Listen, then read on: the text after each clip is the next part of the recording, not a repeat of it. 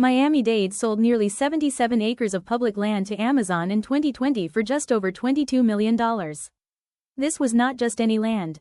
It was land the county had received at no cost from the federal government, tied to the former Homestead Air Reserve Base, with a clear purpose: to promote economic development, attract business, and create jobs in South Dade. Amazon received the land. Amazon received the benefit. But now the real question is this: did the community receive what it was promised? The contract required Amazon to build a distribution center of at least 1 million square feet, invest a minimum of $80 million, and create 325 permanent jobs on that property. Not in another city, not in another warehouse, not in Opelika, not in Sweetwater. On that specific property, located in Miami-Dade's District 9. The contract was clear: jobs on the property. And that is where the problem begins. The original sale was approved in 2020 under Resolution R-655/20. The sponsor was then District 9 Commissioner Dennis C. Moss. But after that sale, two major concessions followed in Amazon's favor. The first came in 2021. Just 9 days after the closing, Amazon asked the county to release its rights over phosphates, minerals, metals, and petroleum tied to the property. That resolution was placed on the agenda at the request of the new District 9 Commissioner, Keone L. McGee. The administration of Daniela Levine Cava signed the memorandum recommending approval. The second concession came in 2023. Amazon had spent years with the warehouse sitting empty. According to contemporary reports, it had not hired a single person at that site. Even so, the county approved a 12-month extension to the contractual deadlines. Who was the sponsor? Again, Keone L. McGee. In September 2024, McGee publicly celebrated the opening of Amazon's Naranja facility. In an official county statement, he presented the project as part of the McGee Plan 2025. He spoke of more than 1,000 jobs. He spoke of opportunity. He spoke of dignity, pride, and a future for South Dade. But 17 months later, that same facility announced a 2-year closure. And Amazon filed a WARN notice reporting 616 employee separations. Separations that, according to the reported document, were expected to be permanent. So the question is unavoidable: how did a supposed economic victory for District 9 become a contractual problem now requiring county enforcement? On April 21, 2026, the Miami-Dade County Commission approved enforcement action against Amazon. But here is the political asymmetry. The site is in District 9.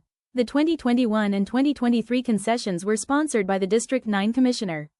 The opening was celebrated by the District 9 Commissioner. But the 2026 enforcement was not led by District 9. It was sponsored by Cohen Higgins, Commissioner for neighboring District 8. McGee voted in favor, but he did not sponsor it. He did not lead it. And according to the record available in the article, he does not appear as the main public voice of the enforcement effort. That does not prove bad faith. It does not prove collusion. But it does break the convenient narrative of Amazon failed and the county responded.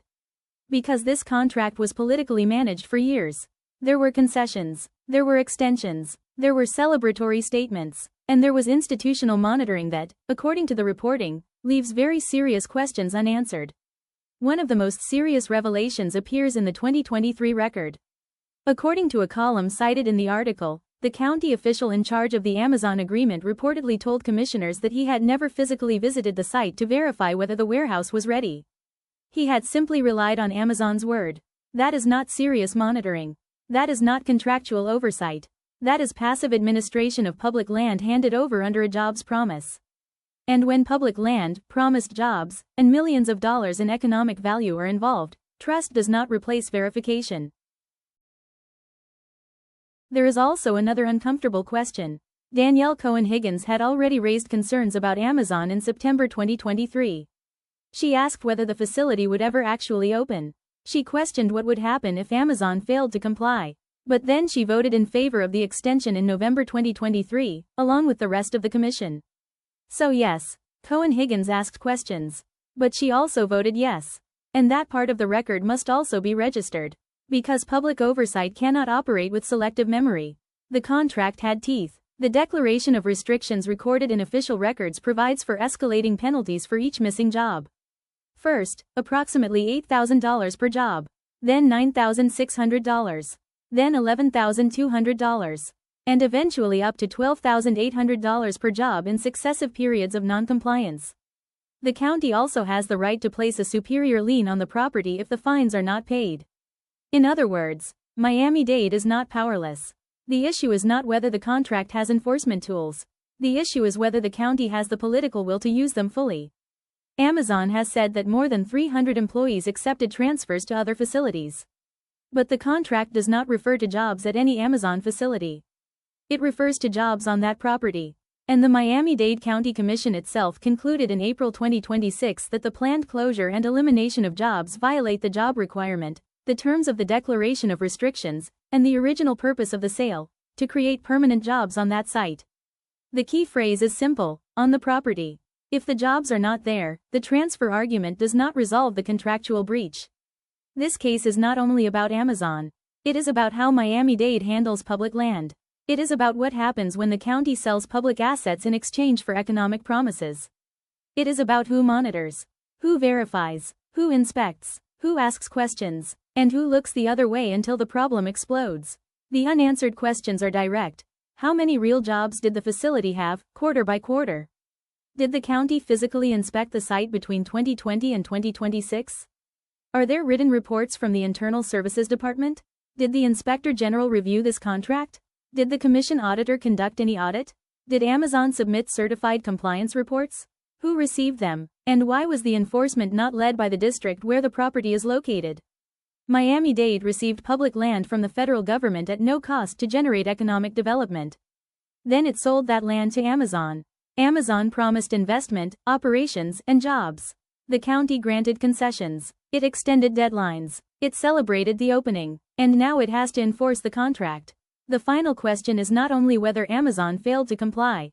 The deeper question is this: who was watching while the failure unfolded?